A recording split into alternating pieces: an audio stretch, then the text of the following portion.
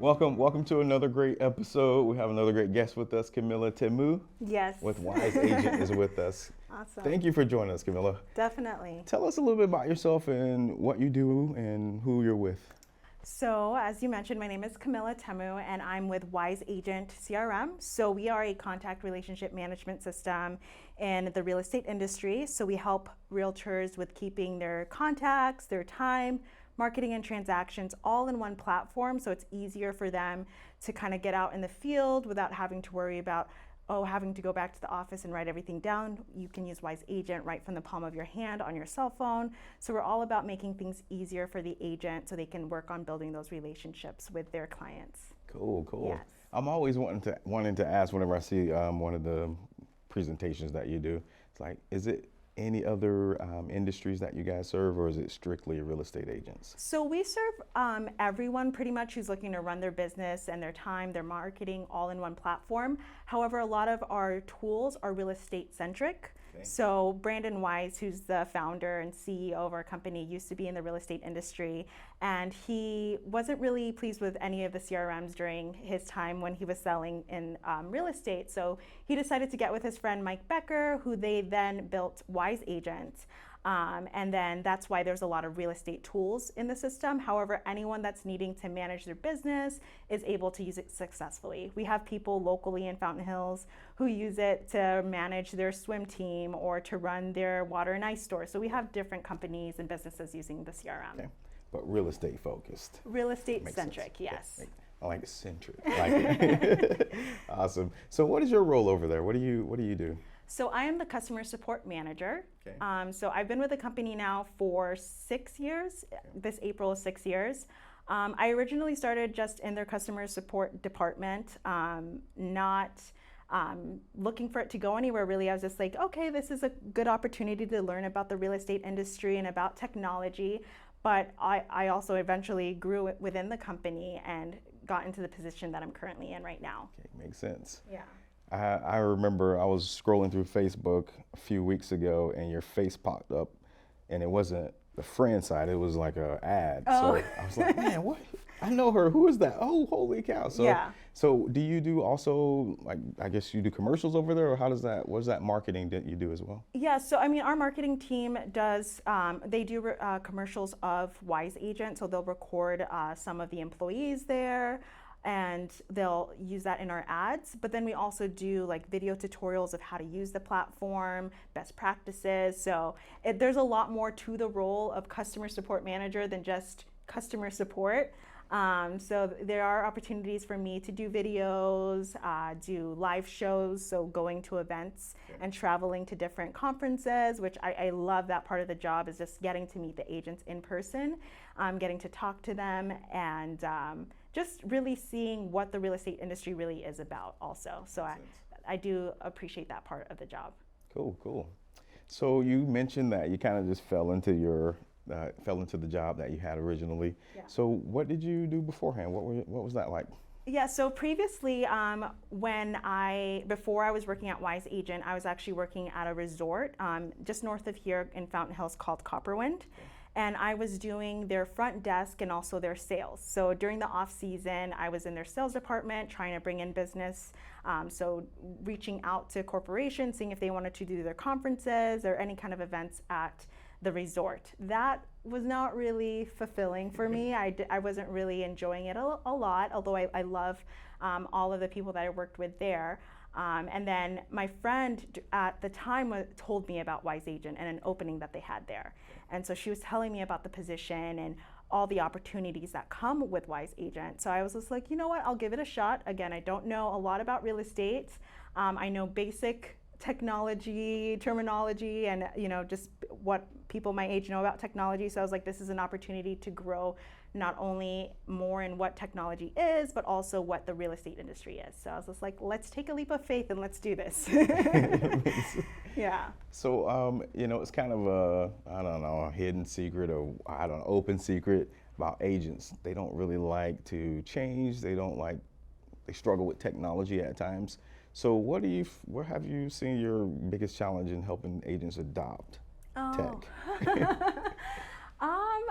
You know what, that is something that our team comes across a lot, is how to get agents to kind of adapt to something different, something new, because sometimes they are comfortable with their notebook and their Excel spreadsheets. And so we just try to, change it in a way of like, we definitely understand that this system that you currently have is working for you.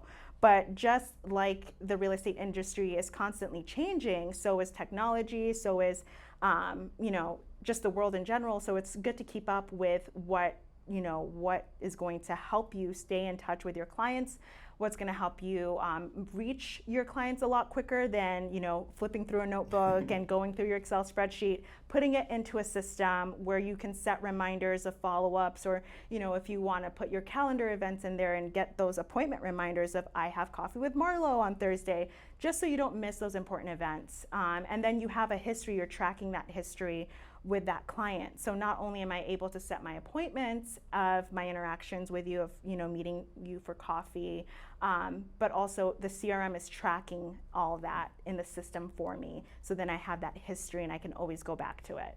Yeah, it's powerful stuff. Like when you sit down and think about, you're already doing these things anyway, just have it automate for you. So yes, yeah, exactly. I appreciate that. Thank you. So wanted to talk a little bit about your childhood. Kind of, I like to talk a little bit about that. Obviously you didn't think you were going to be in the industry growing up. No. I guess as a little girl, what did you dream of being? So I actually went to school for journalism. Okay. So I wanted to be a journalist. So I went into the hospitality industry and was working at a resort, and then eventually ended up at Wise Agent. So of course that career path did not pan out. And I don't know, I think why I wanted to go into journalism is because I like putting stories together, and I like finding out like bits of information and putting it together and figuring something out, or having a conversation with someone like how we're having right now, but being on the other end of it. I don't like so much being on the receiving end of questions, but I like that piece of being a journalist, is finding a story, conversating with people.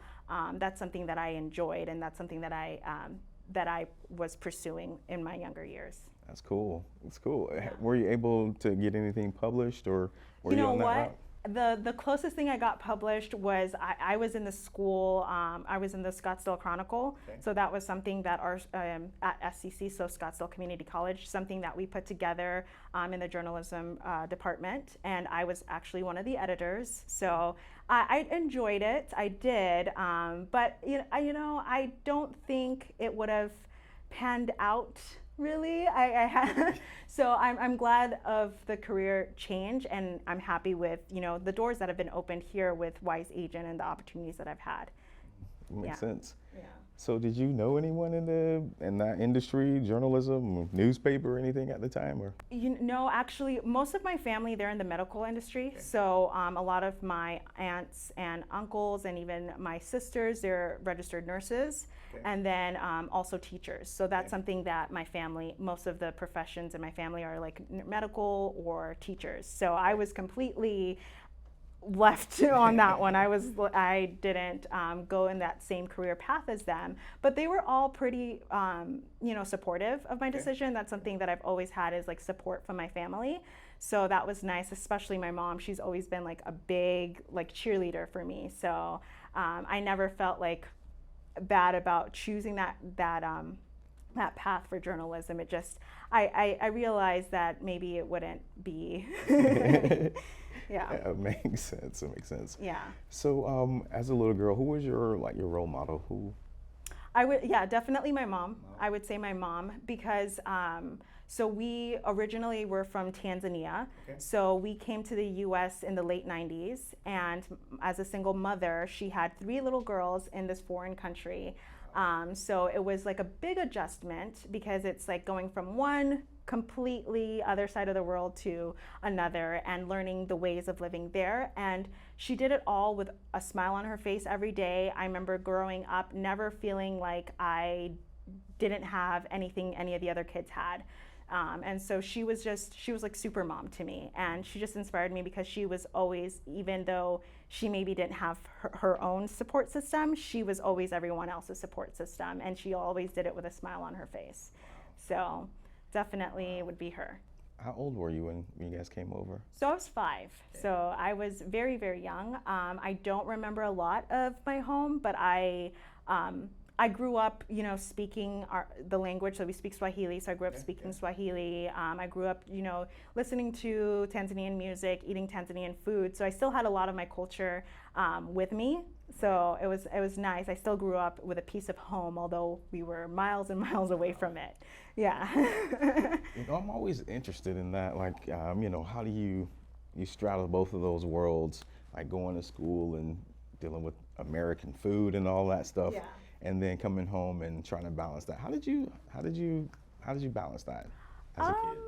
I mean, I feel like my mom helped with that balance. You know, she always, we always kept an open mind to things. So it was never like, I was never turned off by American food. I love American food now. I mean, of course, I love Tanzanian food more because that's, you know, my food.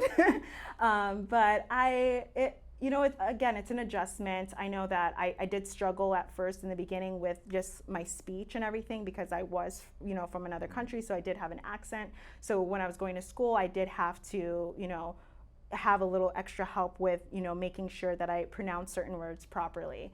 But I mean, now I don't think I have an accent.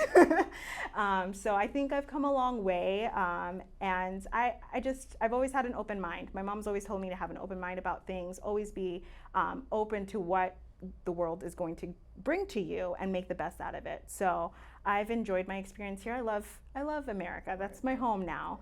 And so I don't plan on leaving anytime soon. So your accent, was it intentional to try to get rid of, or? No, so it wasn't that it was trying to. By the way, I wouldn't have been able to tell that all. Yeah. So. It wasn't that it was intentional to get rid of. It was just in school, you know, with using like proper grammar, proper sentence structure. Right. That was a little bit more of a struggle because even how we say certain sentences, they're kind of backwards when you translate them.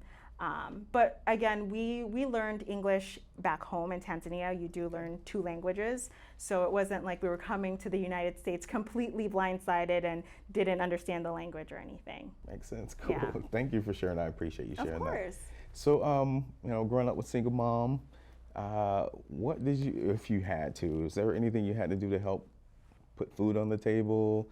Did you work as a little kid at all? Never. So, and I was very privileged in that because my mom always made sure that there was food on the table. Every birthday, if you go back and look at family albums, every birthday was like a huge celebration. Always had Christmas gifts, birthday presents. Never felt like I was, you know, struggling. Like I didn't know that my mom was struggling. Till this day, she won't say if she was struggling. She did everything she could to make sure that me and my sisters had everything that we needed. So never did I feel like I had to like go out and work and put food on the table. My mom was always good at providing that. And she did different things, like she was a florist, she also did CNA, and now she's an LPN. So she's kind of a jack of all trades, or as I think the female version would be maybe a Jane of all trades, I'm not sure, but she worked hard to make sure that me and my sisters didn't have to do that growing up, and it did pay off because now we're all successful young women. So I'm glad for all the hard work she put in. Awesome. Yeah. So what's the most interesting job you feel you've ever had? Most interesting job. So I've always worked kind of like, I don't want to like 9-to-5 jobs until finally Wise Agent, you know, that's pretty much my most exciting job because I get to travel with Wise Agent and our client base, the people I get to talk to.